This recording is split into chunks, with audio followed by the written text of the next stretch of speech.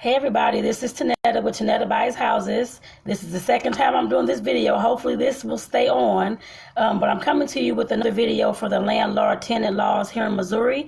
And today we're talking about the Oral Agreement, which is similar to any other kind of oral agreement you'll have. But like I said, this is definitely talking about when it comes to leasing an apartment and having an oral agreement instead of a written agreement.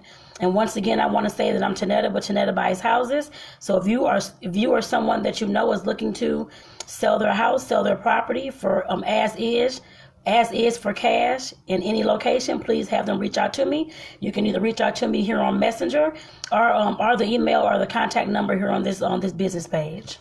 But let's get into it, y'all. So the oral agreement. An oral agreement obligates the landlord and tenant for only 1 month. A landlord can evict the tenant and raise the rent with only 1 month's notice.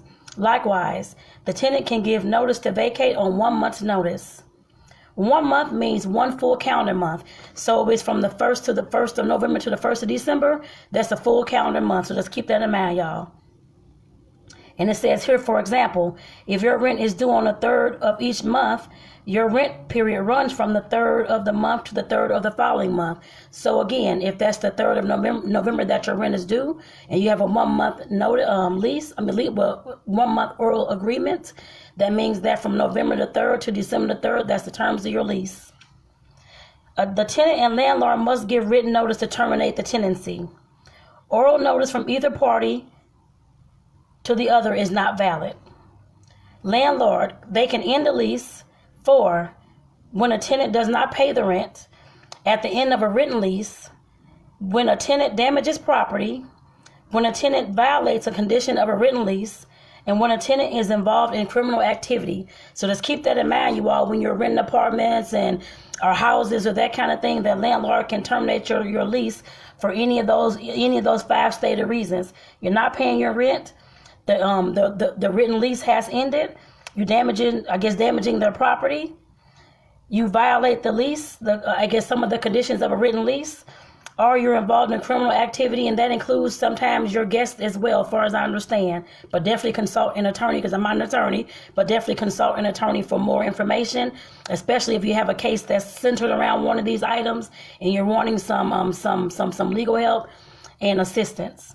But just keep in mind, y'all, like I said, the oral agreement, the oral lease agreement is the oral statement, just you telling your landlord that you're going to be there until the next rent cycle, I guess from November the 3rd to December the 3rd. And of course, at that time, you must vacate the premises. And that to me, it sounds like a short-term oral agreement, I guess I put it that way. And it's not a long-term process. My thing is, whenever it comes to oral agreements, I always still say have something in writing, I guess I put it that way. I don't believe in oral agreements. Like I said, that's just my personal preference. I believe in the written lease agreement to make sure that everything is stated out, everything is printed, we can all sign off, we can all agree to things. Like I said, that's what I always push for.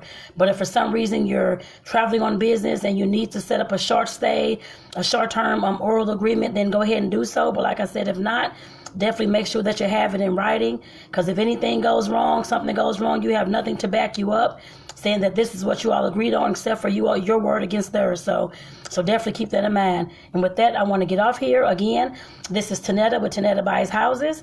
And again, if you know somebody that's looking to sell their house, sell their property, because they're getting behind on their payments, especially with the tax lien, or they're having, of course, a divorce and needing to just get rid of property, or they've inherited property, those kind of things, make sure that you have them reach out to me. Like I said, you can actually leave me a message here on this page here through Facebook Messenger, or use my contact number or the email that's on this page. So again, y'all, take care, have a good one. And this video again is talking about the continuation from the lease agreements. This one is talking about the oral agreement. The oral agreement that you and your landlord would have verbally if you're a renter, saying that you can stay in this apartment for the next month or 2 months or whatever you all, of course, verbally agree on. But keep in mind, like I said, I'm one that wants to have it written down so that when anything comes up, something happens, that I have a paper trail of everything that I'm doing. So like I said, that's what I would recommend to you all as well. But like I said, if you want an attorney's advice and that kind of thing, definitely consult one, because I'm not an attorney, but definitely look for one and get that information and talk to your family, your friends, your spouse if you have one, to of course come up with the best solution for you. So again, I'm Tonetta Clay with Tonetta Bass Houses. Everybody take care and have a good evening. Bye-bye.